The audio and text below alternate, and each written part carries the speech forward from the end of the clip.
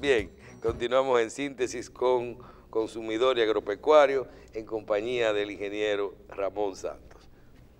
Buenos días, señor. ¿Todo bien? Aquí, conteniendo la risa. Bueno, porque usted le enseño unas cosas. Usted me prohibió que subiera la foto suya. No, tampoco así. Señores, la tecnología es impresionante. ¿Y la caricatura de hoy? No hay la vamos a poner en un ratico. La tecnología es impresionante. Sí, así es. Eso de una aplicación que usted baja y esa aplicación le cambia la cara como usted quiera. Joven, viejo, mujer, hombre. Eso es te convierte en mujer o te convierte en hombre. Esa la deben usar los capos. Sí. Así como yo me voy a ver después de la cirugía. Claro. A lo mejor Argeni y Quirinito ya se dieron su... Sí, algunos de los que han negociado con la justicia americana, que eso ya es muy frecuente. No, pues los que están escapados. ¿Dónde está Argeni? ¿No es que apareció en...? Tú sabes que una de las cosas que está afectando mucho a la sociedad, sobre todo la gente que se mete en ese mundo, tú puedes buscarle todos los defectos que quieras, pero valor tiene porque sabe que está en un mundo de peligro.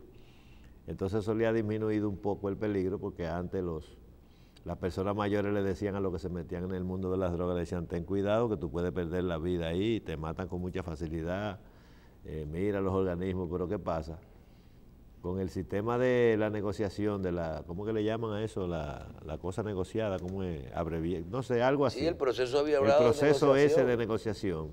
Entonces hay mucha gente que se dice a sí mismo, bueno, yo le voy a dar a esto hasta el fondo, y si me agarran, entonces delato, porque también se ha promovido la idea de que le cambian el físico, de que lo mandan a otro país, y entonces ya se ha vivido la realidad de que le devuelven sus propiedades.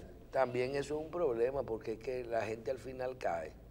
Sí, definitivamente, no, y vuelven a eso. eso. El que quiere dejar desaparecer en el mundo con dinero todavía lo puede hacer. Mira que ya con el tema de las huellas digitales, de los ADN, por ejemplo, ahora se dice que ya por los próximos años tú lo que vas a tener es un control facial en los aeropuertos. Sí. Yo digo que todo esto no lo han desarrollado porque no quieren votar los empleados.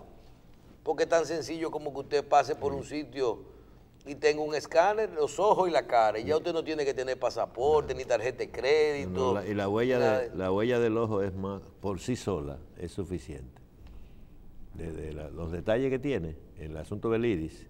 Y entonces eso, pero los sistemas modernos traen sus inconvenientes. Por ejemplo, las autoridades norteamericanas, para luchar con el tema del narcotráfico, y eso es una cosa de consumidor porque la gente debe saber lo que está pasando, le han permitido a las personas que se meten en ese mundo, de que cuando son capturados, dependiendo de lo que tengan, los conocimientos que tengan sobre la operación de sus compañeros y lo que puedan aportar, entonces hacen una negociación y ellos salen ya favorecidos con esa negociación. No solamente le devuelven propiedades, sino que lo ayudan a disimular y dan órdenes. Suelten a la hermana, el tío, la qué sé yo qué, todas esas cosas que agarran en estos países latinoamericanos. Y lo llevan a protección y Exacto. Entonces eso pone a mucha gente que antes no se atrevía a meterse para evitarse meterse en un problema con los americanos, porque las cosas en los países en desarrollo casi siempre se resuelven localmente.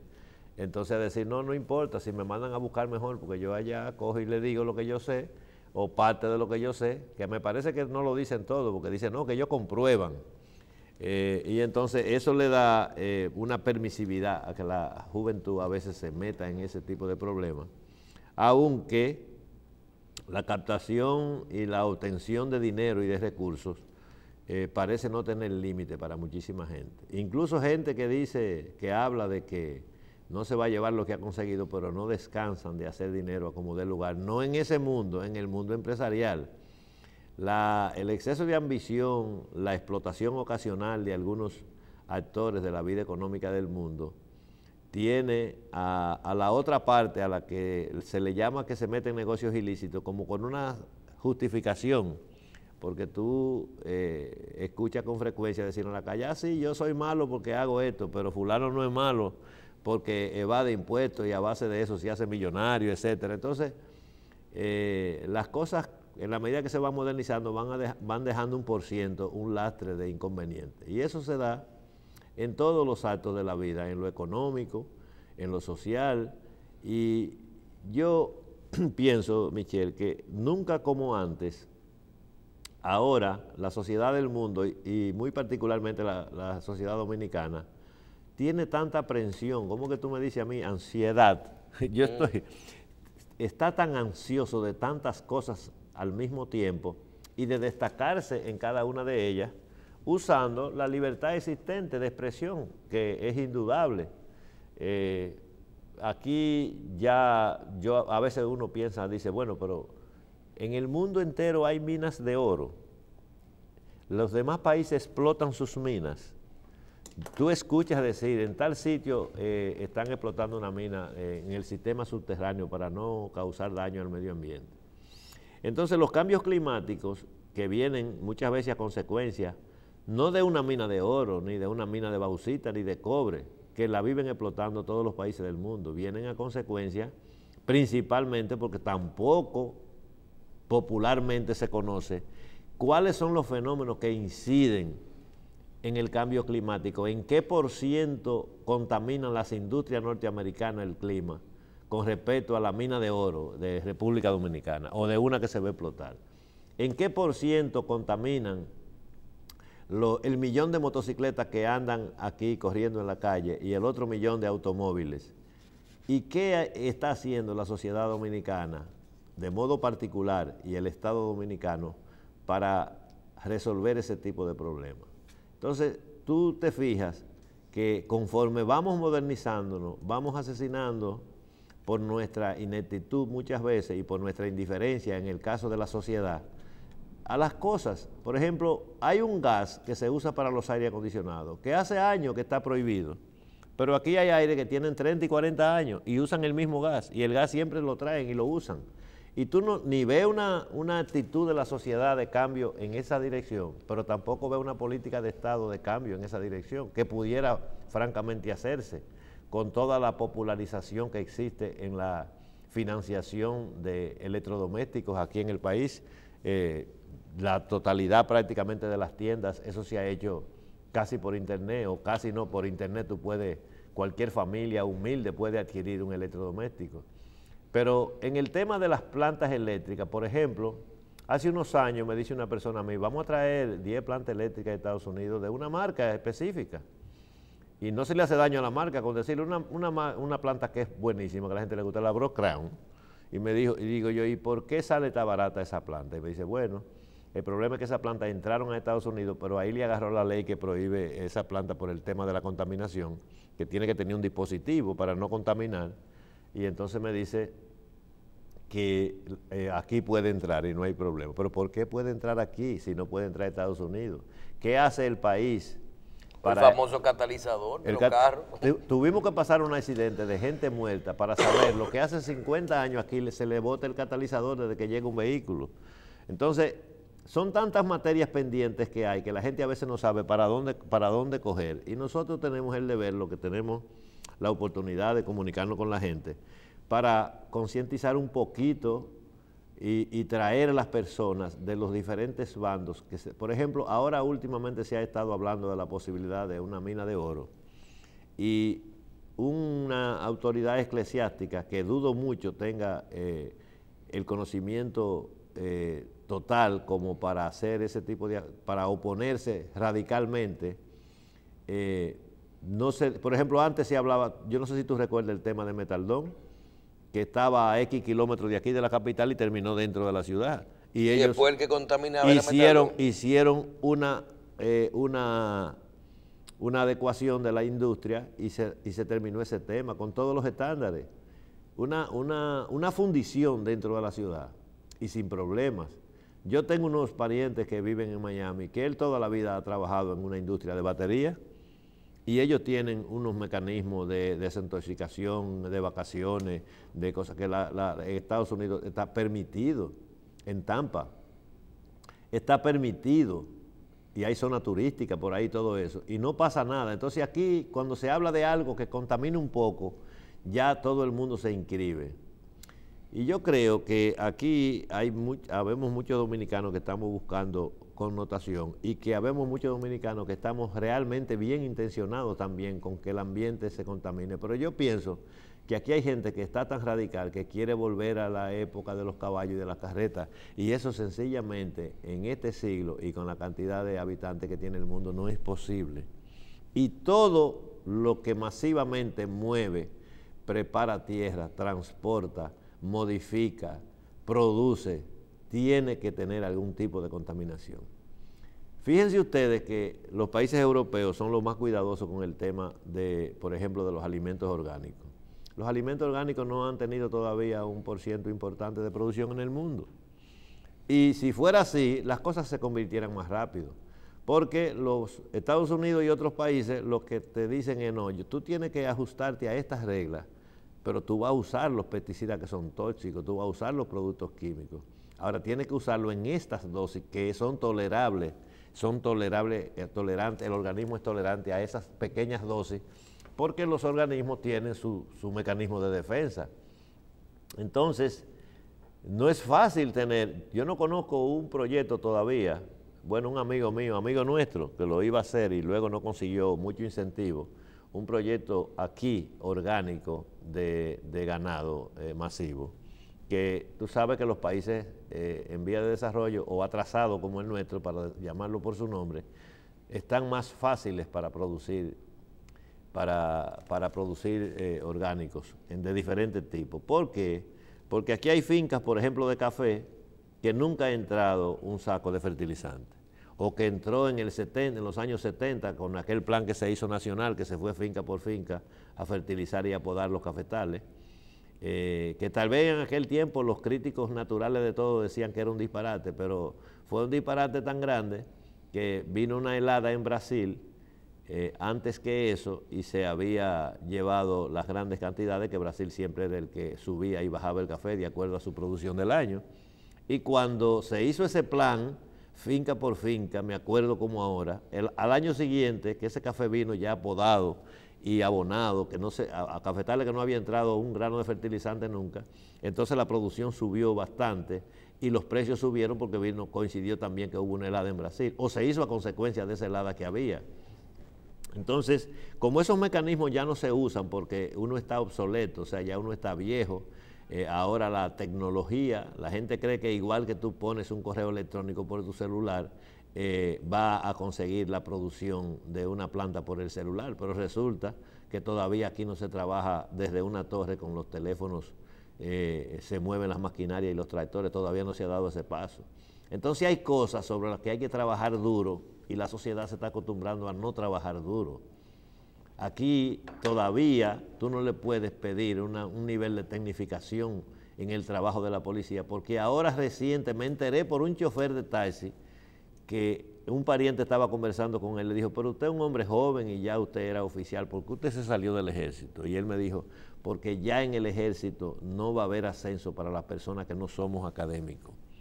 Eso ya viene, ya hay una disposición sobre eso, nosotros vamos a llegar a ciertos rangos, pero de ahí no podemos pasar porque tenemos que tener primero una preparación académica y segundo una preparación militar. Entonces, nosotros vamos muy rápido en muchas cosas y muy lento en otras, y somos tan ágiles para oponernos. Yo no estoy en favor, porque aquí también es otro término, que la gente tiene una morbosidad terrible, desde que escucha a uno hablando en favor de una mina, o de una fábrica de cemento, piensan que hay un interés. Yo no sé, yo no conozco un detalle de eso, pero digo, ¿y por qué no esperamos? ¿Por qué no se ve en el diálogo sobre las críticas que se barajen las cosas, sobre las posibilidades técnicas de que se hagan? Porque este país no es rico. Y yo entiendo que si aquí ahorita aparece el petróleo y dicen que no extraigan el petróleo porque eso le va a sacar esa sustancia a la tierra allá en el fondo. Entonces los países desarrollados son los que producen petróleo, los que tienen buenas minas, los que tienen metalúrgicas grandes, y nosotros entonces estamos en contra de eso. Eso es una cosa. Y otra cosa es que nosotros estemos tumbando árboles, depredando montañas donde nacen los ríos. Pero hay países donde no hay un 5% de los ríos que hay aquí y no se ha muerto nadie. Entonces, yo no estoy diciendo que matemos los ríos, yo estoy diciendo que los cuidemos, pero que no nos pongamos en una actitud ansiosa, una actitud negativa a todo lo que sea proceso industrial. Que si este gas, por ejemplo, ¿cuál es el contaminante de los combustibles que mueven los vehículos y la industria, el que más afecta el cambio climático y la atmósfera? Se sabe cuáles son, se habla de gasoil, se habla de gasolina, se habla de que el gas es menos. Entonces, aquí hay gente que dentro de las innovaciones, que ha innovado con equipos para motocicletas con gas, y aquí hay 1 millón y pico de motocicletas. El consumo más alto de gasolina premium aquí es la motocicleta que lo tiene. Y para mí que no me monten en un motor de gas. No, bueno. Porque si lo chocan...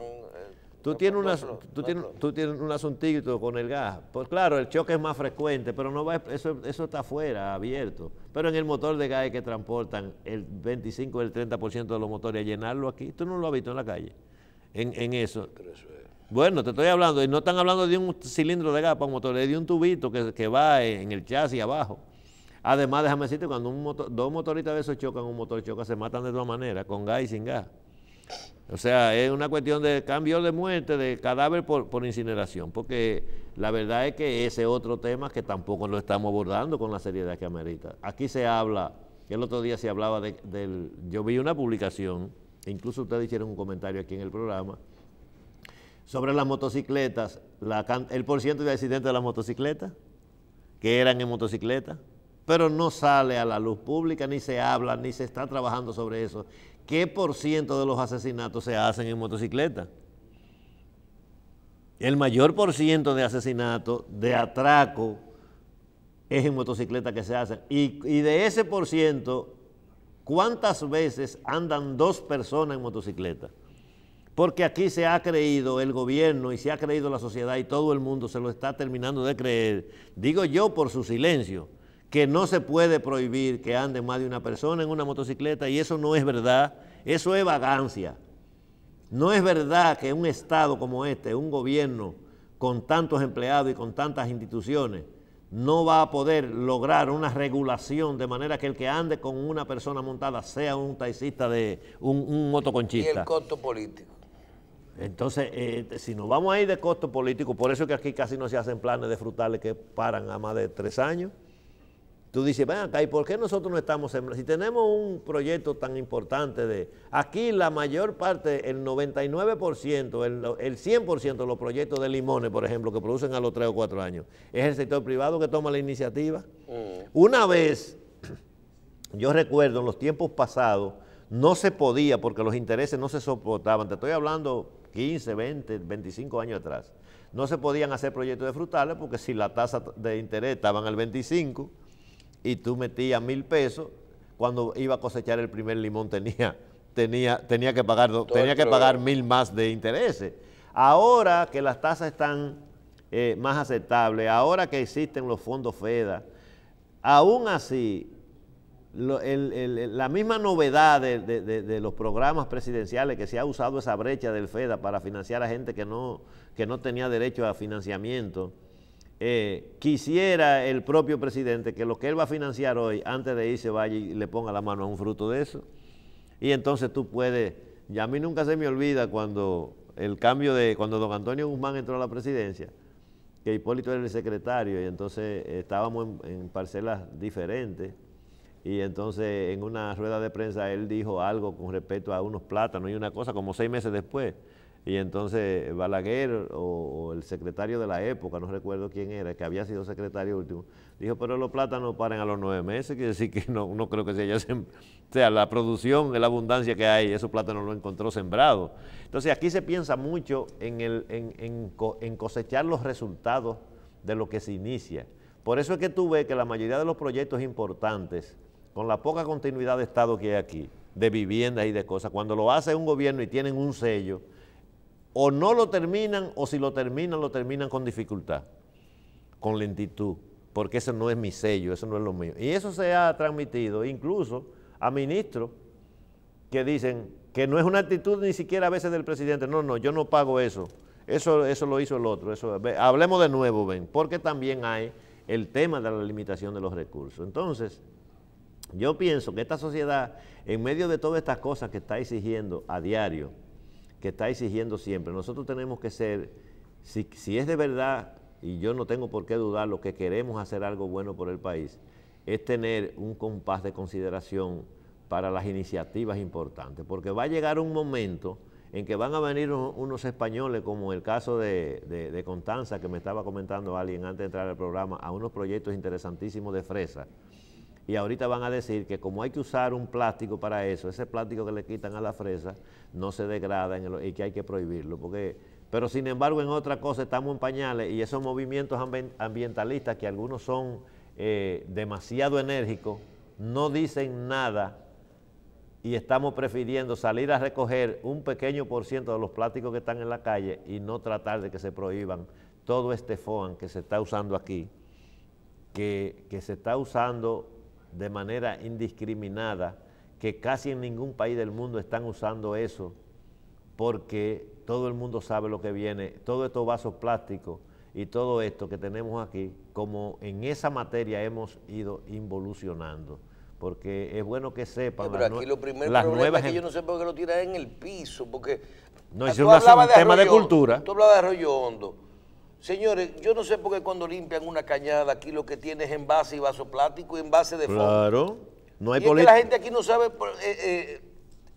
botar algo en una basura. No, claro, porque esa es la cultura nuestra, pero bueno, tú nada más tienes que tomar la autopista, ya eso se ha reducido bastante, pero tú te fijas en la autopista, la gente se para en Jacaranda y en esos lugares donde venden comida, los reciben en vasos plásticos y lo van tirando por la ventana de la guagua o del vehículo en el que van. Entonces, sobre eso, que son programas que no son costosos, tampoco yo no sé por qué el Estado y las autoridades del Congreso no establecen penalidades, y creo que las hay, pero no se le da seguimiento. Por ejemplo, tú quieres una cosa más interesante que ese servicio vial que tiene Obras Públicas. Eso, todo el mundo reconoce eso. Tú te detienes con cualquier fallito y se paran a veces hasta 2 camionetas. ¿Qué le pasa? Obra Pública nada más tiene que resolver el tema de las 10 de la noche a las 6 de la mañana. Incrementar un poquito más, si es que el presupuesto no da, extender un poco el presupuesto. Porque tú dices que hay pocos servicios ahora. Sí, en la noche, sí, es que la obligatoriedad es así. Mira, ¿no será que tú entiendes hace 30 años estaba yo en Puerto Rico. Es que son 200 kilómetros, tú no puedes, o entre todos como 500 kilómetros, tú no puedes tener 500 personas. No, los que tú tienes de día tienes que tenerlo de noche, no importa que sea un vehículo como que sean 10. Los servicios públicos son así. Yo estuve en Puerto Rico me pasé unos días hace 30 años. Y yo recuerdo siempre que yo me reía, digo, ¿y cómo es posible que ese autobús va para San Juan con 2 pasajeros adentro, un autobús de esos grandotes? Y entonces me decían, no, es que aquí no es así, es que se garantice el transporte las 24 horas, cuando Puerto Rico era Puerto Rico. Sin embargo, hay países porque también hay que evaluar, que se evalúan volúmenes. Tú, por ejemplo, yo estaba el otro día en Londres y te dicen a ti, la línea de día hay 9 pases del metro. En la noche hay 1, porque es un tema de volumen. En el departamento de policía tiene, por ejemplo, tal horario, tantas personas en la calle. En ese horario, entonces, fuera de ese horario hay tantas personas, el 10%. Sí, pero es que aquí no te dicen qué por ciento, es que no hay por ciento. A mí me ha pasado recientemente 2 veces en la autopista. Sí, hay que incrementar eso. Ahora a veces eso no está ni siquiera en la mentalidad. En el proyecto que tienen los jefes en su escritorio a veces está completito. Acuérdate que todo el que hace un servicio especial de esa naturaleza aquí, porque aquí los soldados son mal pagados, es a base de una dieta. Y esa dieta si se consume, se consume. Si no se consume, a veces se queda en manos para abajo. ¿Tú entiendes? De gente que lo administra y el jefe cree que está todo muy bien, porque los jefes no se dan cuenta de eso porque le corta de ellos. Además ellos saben ahí, el jefe va para Santiago esta noche. Así que yo digo que eso solamente le falta ese puntito, porque no hay nada perfecto. Es un servicio para tomarlo en cuenta. Ampliarle las reglas a ese mismo servicio. Entonces, lo que esta cantidad de cosas que yo he dicho aquí, lo que quiero resumir, lo que quiero concluir es que esta sociedad tiene que ponerse a manejar con prudencia la oposición a las cosas que pueden ser buenas para el país, porque aquí no contemplamos la economía. Yo venía viendo los titulares de hoy con unos bonos que se vendieron en pesos dominicanos. Usted puede estar de acuerdo con el endeudamiento o no. Yo soy de una escuela que no estoy de acuerdo con el exceso del endeudamiento. Yo soy un híbrido, porque ni soy de la época de Trujillo, que no quería cero endeudamiento para total soberanía, y aunque los americanos lo pusieron, después entonces dijo que no eran buenos amigos cuando vio que ya estaban en contra, lo mismo que Balaguer, que subió con la anuencia y con la complacencia de los americanos en aquel tiempo, que ellos incidían mucho en los gobiernos, y luego entonces dejó el embajador media hora y en otra ocasión no los recibió. A una embajadora creo que era que había, ya incómodo, porque cuando me conviene, me conviene, y cuando no me conviene, no me conviene. Ahora, yo digo que usted puede estar de acuerdo o no con el endeudamiento, pero el hecho, independientemente de que se esté manejando la economía y un día explote, que es lo que mucha gente cree, que este nivel de endeudamiento nos puede poner en una situación difícil, eso no es extraño, porque los tecnócratas y los que miden las economías siempre viven haciendo opiniones económicas y siempre les sorprende la crisis. Cuando la crisis inmobiliaria de Estados Unidos, esa burbuja que comenzaron a aprobar apartamentos a gente que no calificaba y que algún político quiso envolver a la República Dominicana en esa crisis más allá de donde realmente le afectó, aquí no se financió un solo apartamento a una gente que no calificara. Fue en Estados Unidos de América que se dio eso. Y entonces comenzaron a invertir en otros países. Y bueno, y se hizo una burbuja que Estados Unidos estaba en el clímax de su bienestar económico con esa. Y entonces cuando se descubrió que era todo un fraude, en la que habían dominicanos incluso involucrados, y norteamericanos, y de todos los países, porque vieron que estaba tan fácil la cosa que dijeron, bueno, por aquí hay que meter los cuartos porque se ganan unas comisiones terribles. Entonces, los economistas, ¿qué dijeron de eso? Nada. Igual que puede pasar aquí, que un día digan, mira, pasó tal cosa con el petróleo, pasó tal cosa con esto, ya estamos imposibilitados de pagar la deuda. Y el endeudamiento per se no es malo. Lo que es malo es el destino que se le dé al dinero. Porque si el endeudamiento fuera malo, externo o interno, entonces no existiera la banca en el mundo. Porque si usted no puede hacer un proyecto... También hay que ver como es percepción, y las cosas tampoco, los números se equivocan. Porque cada economista puede tener su política. Ahora, hay que entender, por ejemplo, yo te quiero mencionar algo.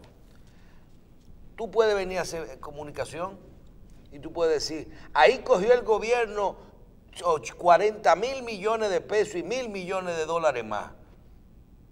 Pero cuando tú lees el comunicado dice, estos son los mismos dineros que fueron aprobados como deuda en el presupuesto del 2018, del cual ya criticamos o hablamos en noviembre.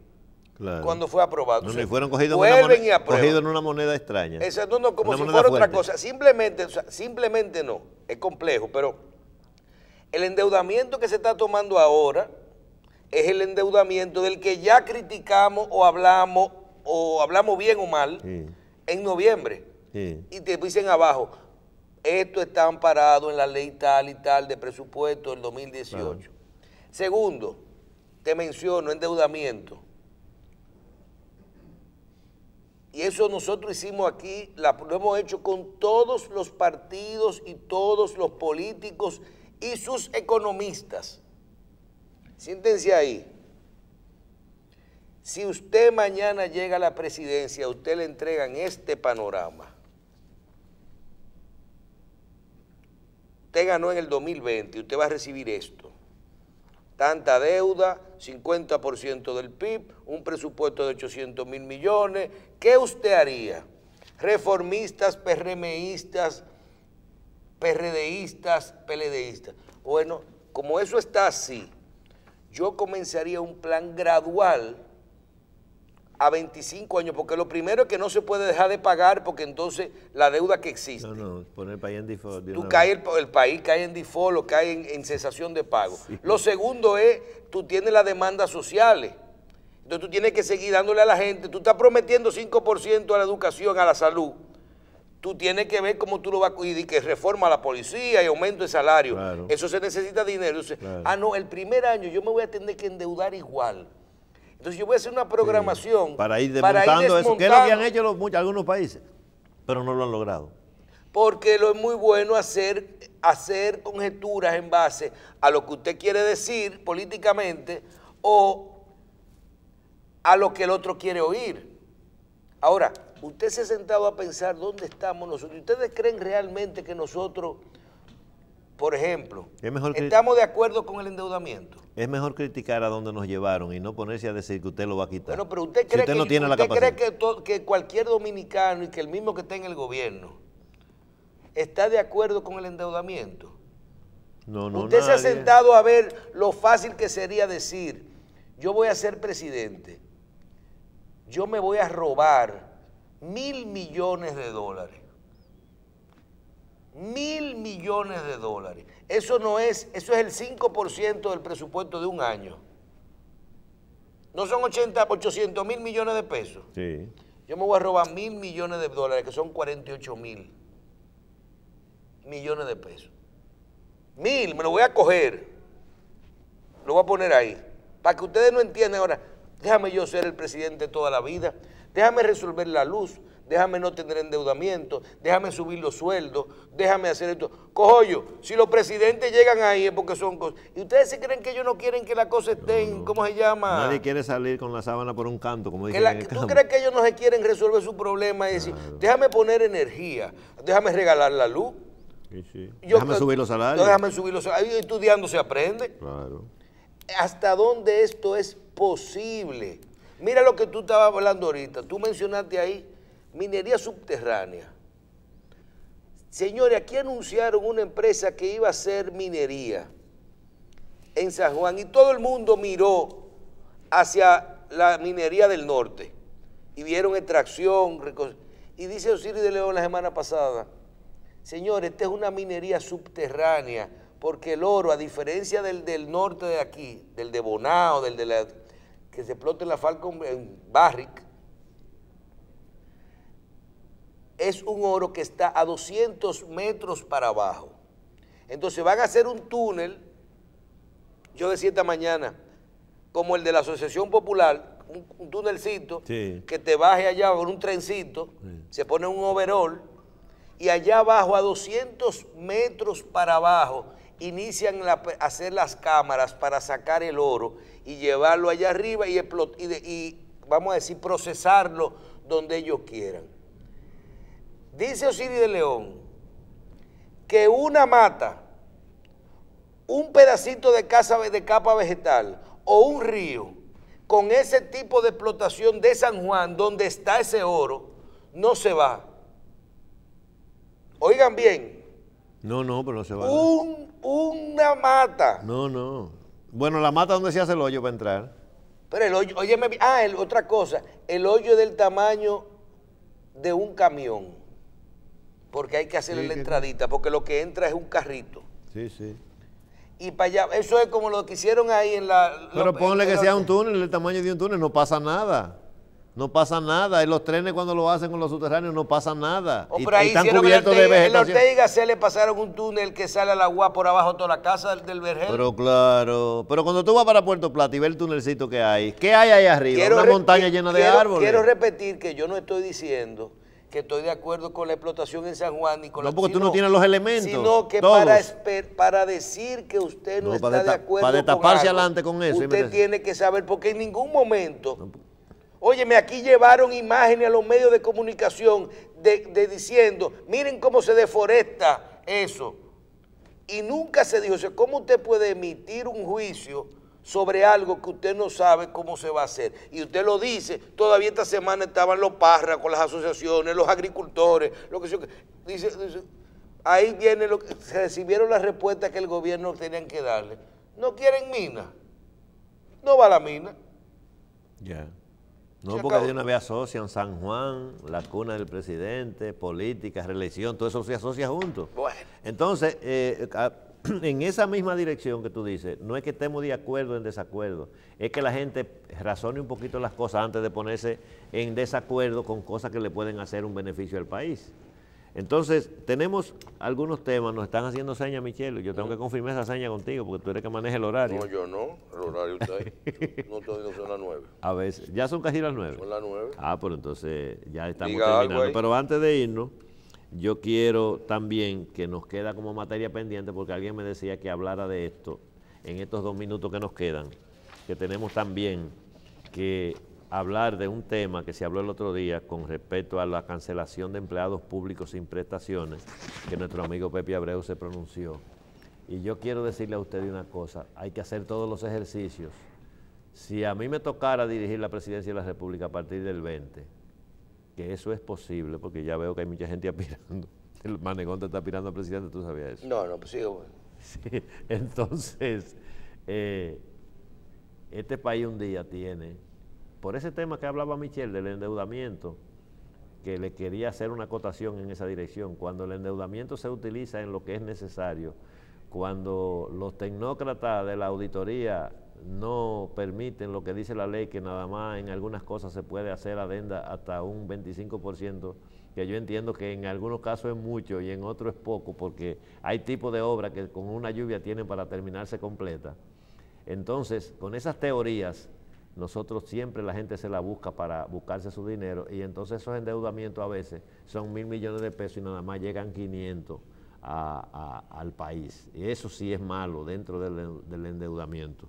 Y también quiero decir que si llegara un día, yo nunca se me olvida una cosa que puso en práctica Juan Bosch cuando llegó para sanear la administración pública, sanearlo en su criterio, que se llamaba la aplanadora. Es injusto que un empleado público, por razones políticas o por un cambio de gobierno, lo quiten y no le den sus prestaciones. Pero es muy injusto para el país que cientos de miles de empleados públicos, de cobradores públicos que no han dado un golpe nunca, si hayan comido una parte del país y encima de eso el gobierno tenga que hacer un sacrificio para pagarle prestaciones. Si yo fuera ese, entonces a mí tendrían que demostrarme qué hicieron, y de lo contrario, lo que tendrían que ponerse es a pagarle al Estado ese dinero que le han robado, porque aquí hay gente que cobra en 6 y 7 sitios y no ha dado un golpe en muchas de esas instituciones. No, lo ha habido toda la vida, aunque ahora lo haya en mayor proporción. Bueno, y eso es así. Señores, le damos las gracias por su audiencia al día de hoy. Gracias al ingeniero Ramón Santos por acompañarnos con todos estos temas que la gente quiere escuchar. Síntesis, consumidor y agropecuario. Les damos las gracias por su audiencia. Nos vemos esta noche en la retransmisión y mañana desde las 5, mañana sábado. Mañana espere el programa especial que tenemos con Minú Tavares Mirabal. Hoy es viernes y mañana... Y mañana sábado. Exacto. Bien. Señores, nos vemos.